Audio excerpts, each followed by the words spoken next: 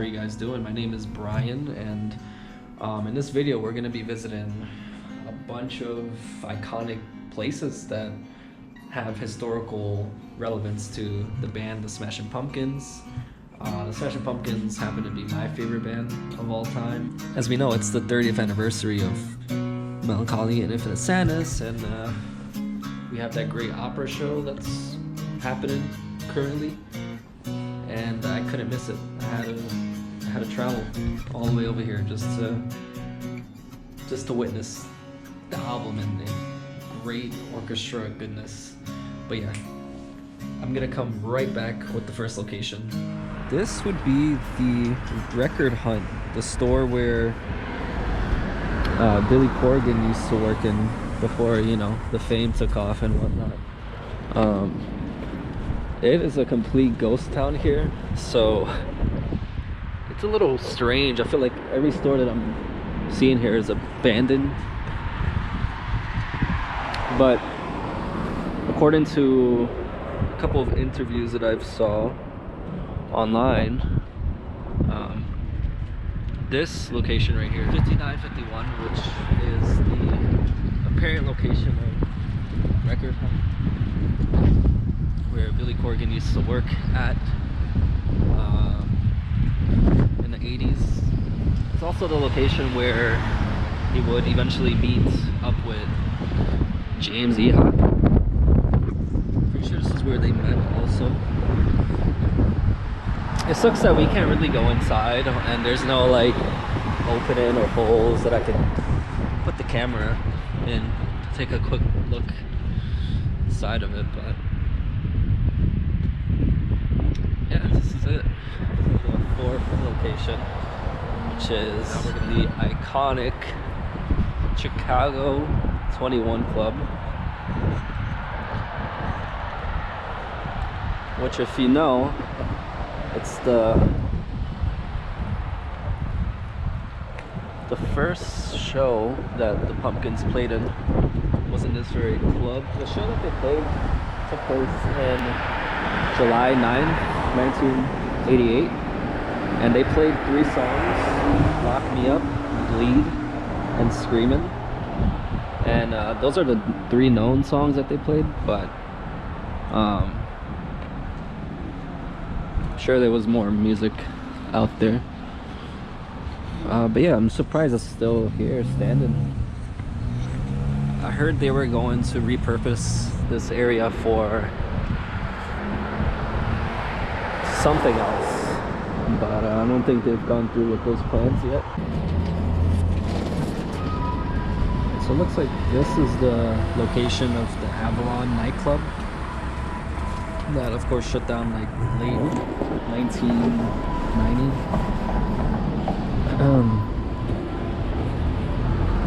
Also happens to be the place where supposedly Darcy and Billy first met after going to a show. Kind of like documented that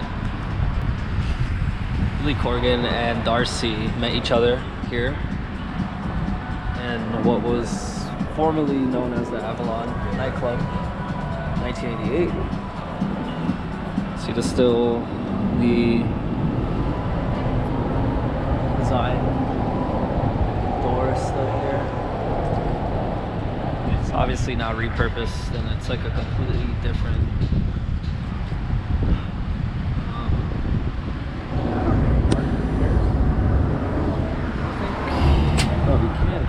so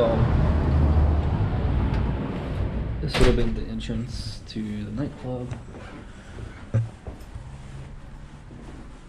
which would have left you going up the stairs.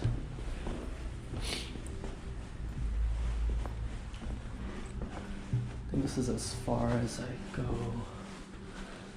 with here. This is obviously like a business that's repurposed. I don't think they would be fond of me recording them, so.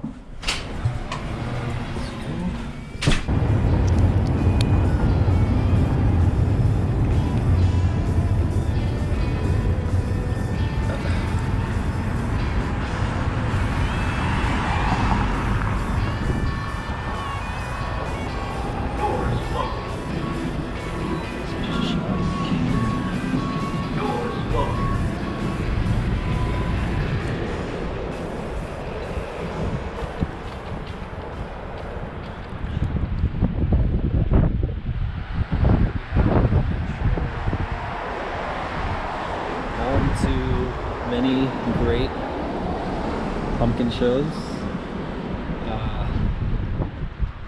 The one that I will forever remember it by is the 1993 Siamese Dream album release show. That's like the Metro show for me, which is awesome.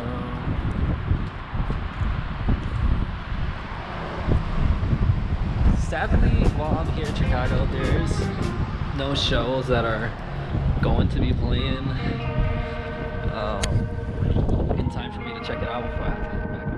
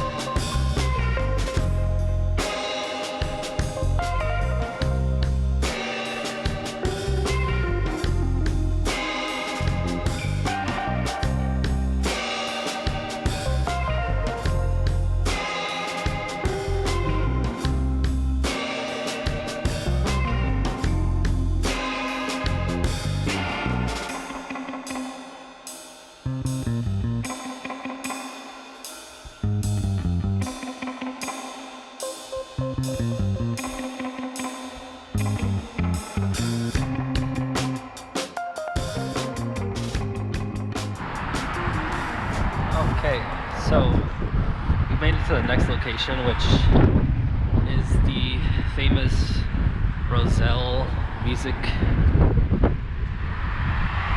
School, which is obviously closed now. I think it closed a few years ago. It went out of business, but this is where the Smashing Pumpkins in November 19 of 1988 would have shot their Pulse Basement session. And yeah, it was, I think, one of the first video recordings of the band overall. One song that sticks out to me when I think about this era of the Smashing Pumpkins is I think it's called Bleed. Absolutely love that song. I wish it was out in streaming platforms, but it's not. Interestingly enough, I think this era of the Pumpkins were very, very, very different compared to like what we got a few years later with Gish.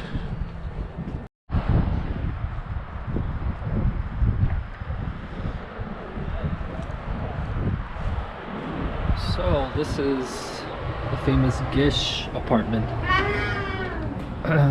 So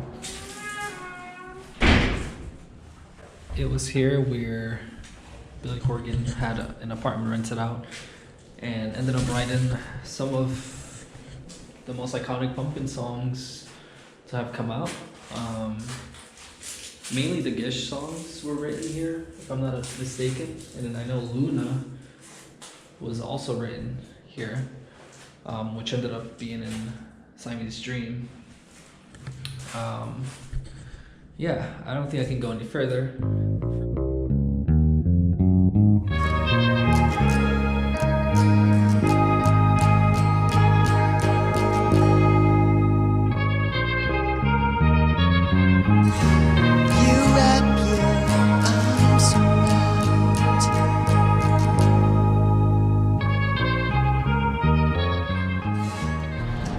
So earlier I went to a parking garage that I thought was the original parking garage, but I found another address and I concluded that this one would make the most sense of being the original parking lot.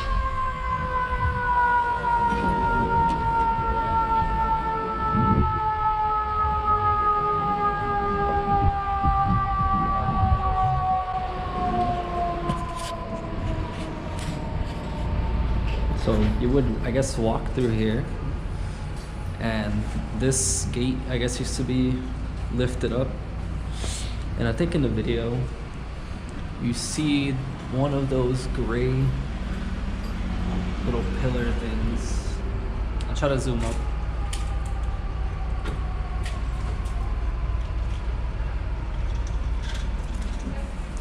So it looks like this is like repurposed for parking only. As you can see, there's a private property, no trespassing sign. Can't go in that door, you can't go further down. But back then, as you saw in the video, there would be like a left turn here, followed by a door you would open that would lead to a very tight corridor that would lead to another door with a padlock. And I used to be one of the rehearsal studios. One more.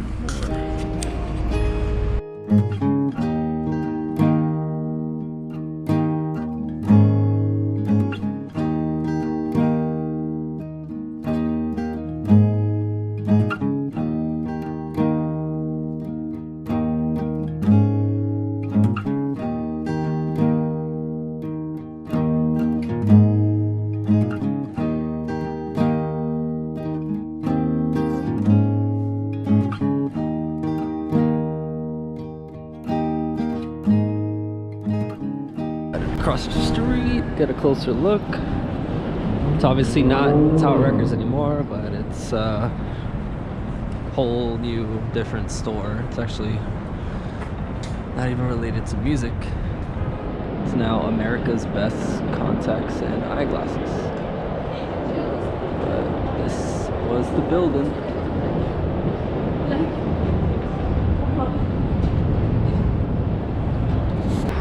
We're back here at what was Tower Records back then. It looks like they were actually in the Clark Street location. And from people who were there, I noticed that it was also, it matches the location to a degree. Like the pillar, for example. The pillar here was, I guess, shot also, or found in the footage. And then there would be a glass panel here right next to the pillar, and then the doors, I think, were originally here, if I'm not mistaken. But yeah, so I thought that was interesting. So somewhere like here, I think they would have played right in this area. Because I know I compared the local age footage from 1997, and I saw that this pillar was visible because they played in the daytime, but the Pumpkins played in the nighttime. So yeah, that's what makes me believe that this was the area.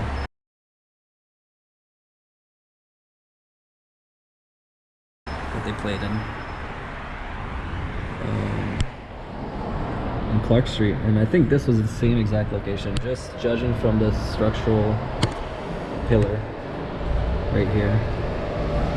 But I could be wrong, but I did shoot both locations just in case. There's also this area here. It's nice. It's very cool. Has a nice little, yeah. So again, I have my copy here.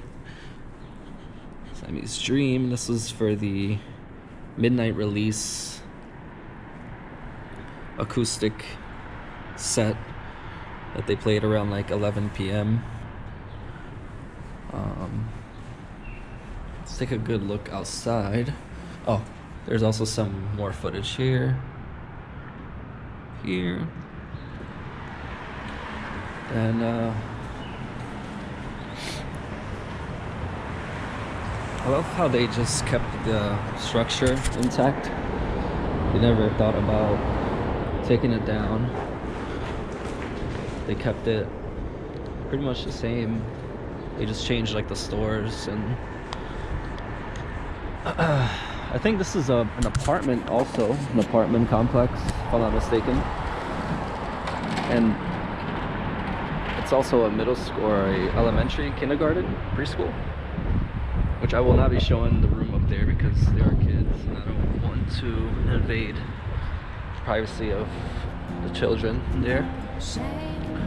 But if I'm not mistaken, that area is the area of Kyle Records where we played.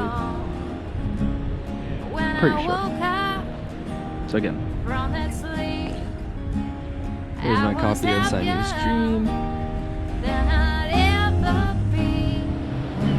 Very cool.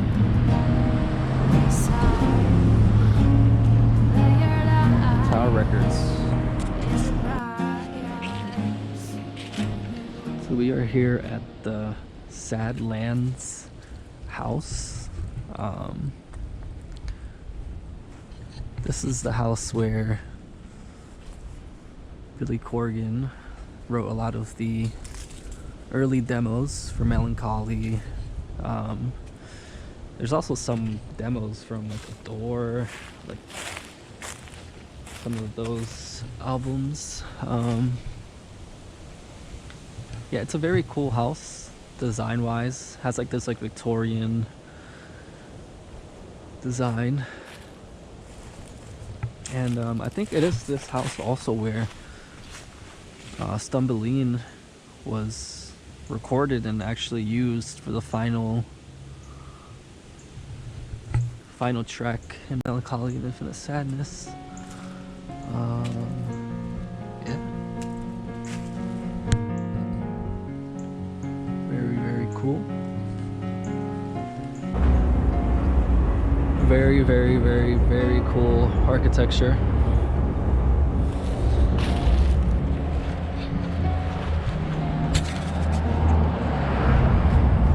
Stumbleline is probably one of my favorite tracks. Melancholy and Infinite Sadness, and it's pretty nuts that the house is still standing and, you know, in great shape.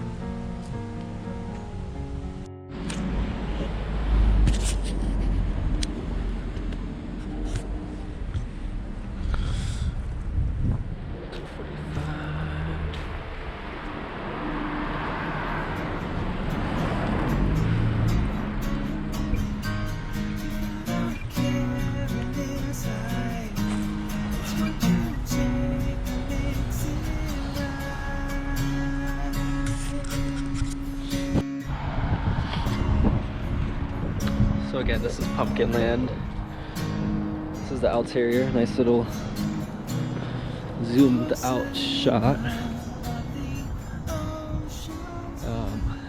Many great classics were recorded here, as we explained. This is a close-up look at this area. This is this dance studio that takes a big part of what could have been Pumpkin Land.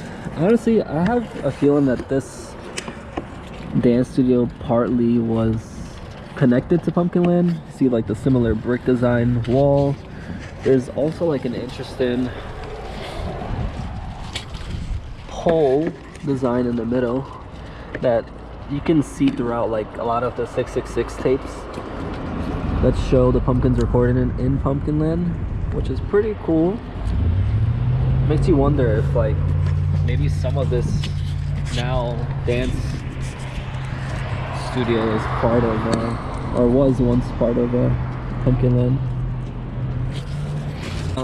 The next area that I want to find is an area where the Smashing Pumpkins took a pretty popular photo amongst fans, which has them like all sitting inside of a box.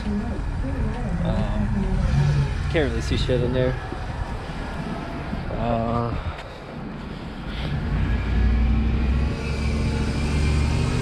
This is some more of outside of the building. Interestingly enough, they midway recorded Melancholy and Infinite Sadness, they switched up the spots, the locations.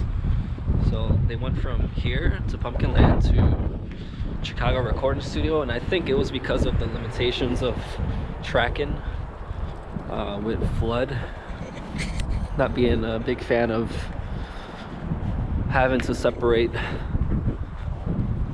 the players to record to get an adequate recording, or something around the lines. We're now in the back of what is Pumpkinland, or what was Pumpkinland. And then right over here we have the alleyway where Billy, Jimmy, James, and Darcy took that photo of them in the box that I have pulled up here in my phone. Right over here, this alleyway. So it is believed that back then in the 90s, this neighborhood was very crime riddled. So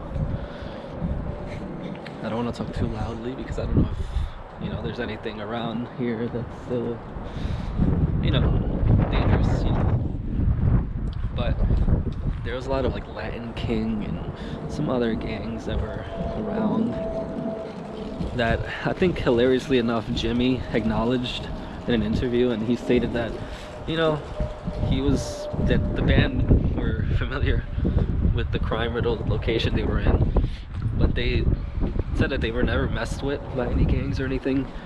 And it was just good, because I feel like if they knew that they were there, knowing their fame and whatnot, they would be an easy target for extortion, which they weren't. So it's great.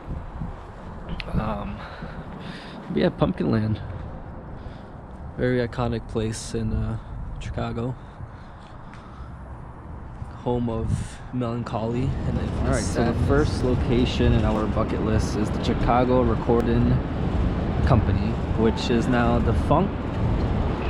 The studio was gutted and demolished like early 2024, I believe, and I think it was relocated and repurposed for some other media outlet that's not music. But it was in this building where Smashing Pumpkins recorded most of Melancholy and Infinite Sadness before I think they moved to Pumpkinland. Before or after? One of them two? I think it's before, but it's pretty cool to be standing in front of the building. See if I can get some closer angles, I guess.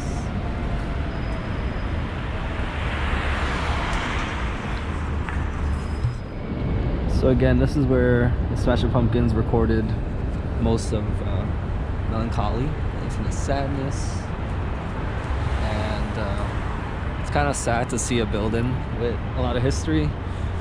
The building is here, but the studio was gutted, and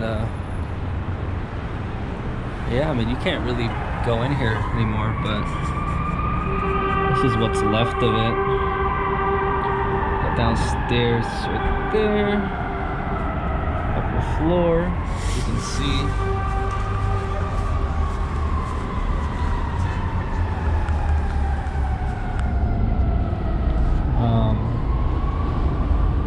We had the original write-in for the building for each floor. CRC, of course, standing for Chicago Recording Company.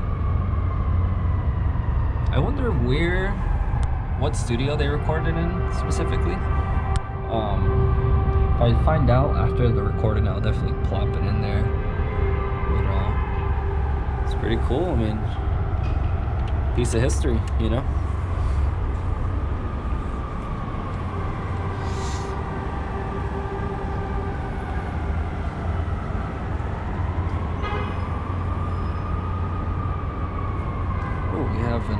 Opening here.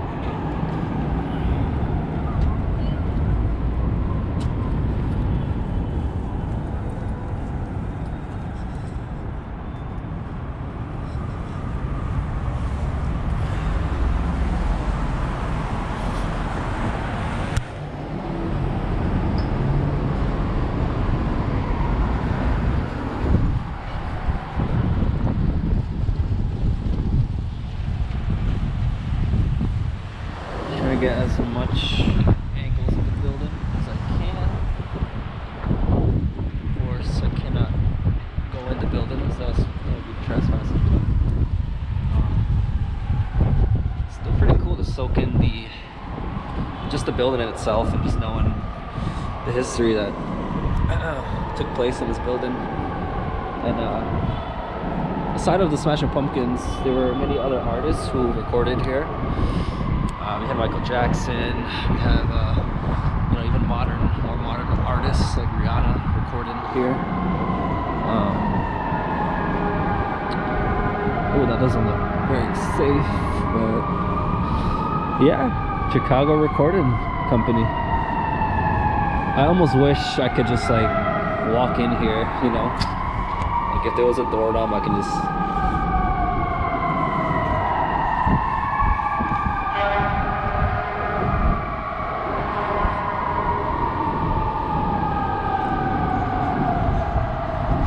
One of my favorite melancholy songs, or whenever I think of melancholy and infinite sadness, I think of Muzzle. And yeah, I don't know, I think I seen it recorded, I could be wrong.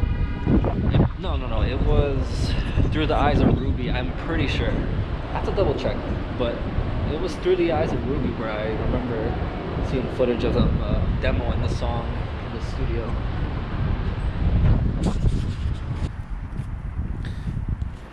Story goes, the band came out here to shoot the cover photos for 1979, and they took them right where the roller rink would have been at, which is right over here. Obviously it isn't here, so it doesn't really resemble anything in the photograph, but yeah, this would be the property, I guess. And it's right across the street from a cemetery, which is interesting.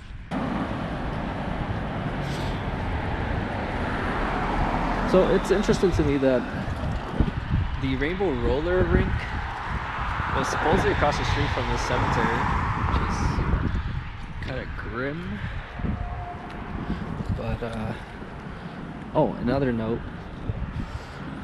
In 2003, when they demolished the roller rink, they found a body or skeleton remains in the property. And not much information has come out from that.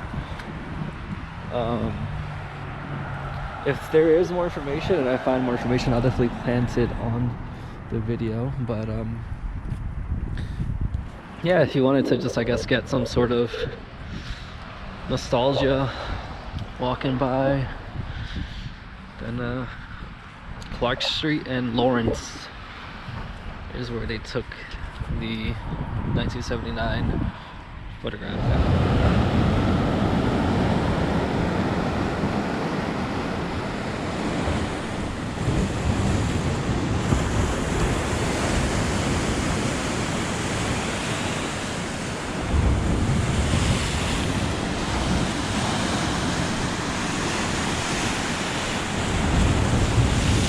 Been the exact angle of the photo taken. I don't know about the exact angle, but close enough.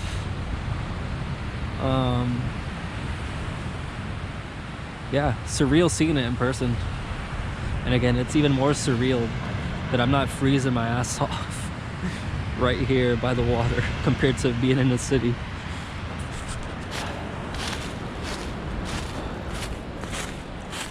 Alright.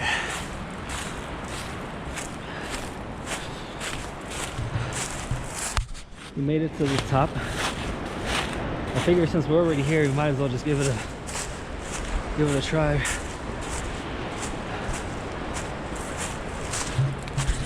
Here it is. Oceania Tower. In all its greatness. Wow, look at this thing. Of course, I would assume it's locked. Yep, it's chained shut. So beautiful in person, like up close. course, here's the ocean view. We were just somewhere over there.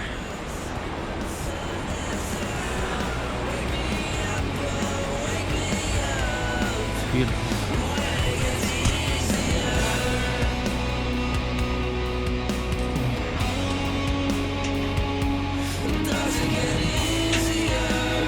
Right over here.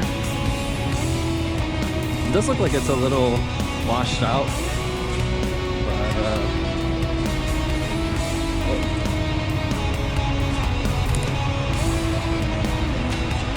here it is. There's the mural. Very cool.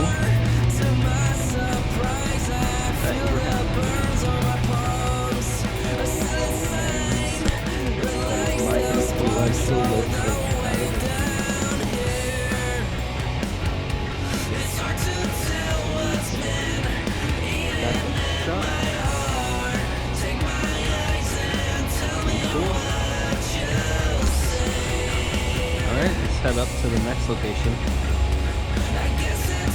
I love this little detail that someone, I think someone put themselves, I don't think it was part of the, or it could have been, I don't know.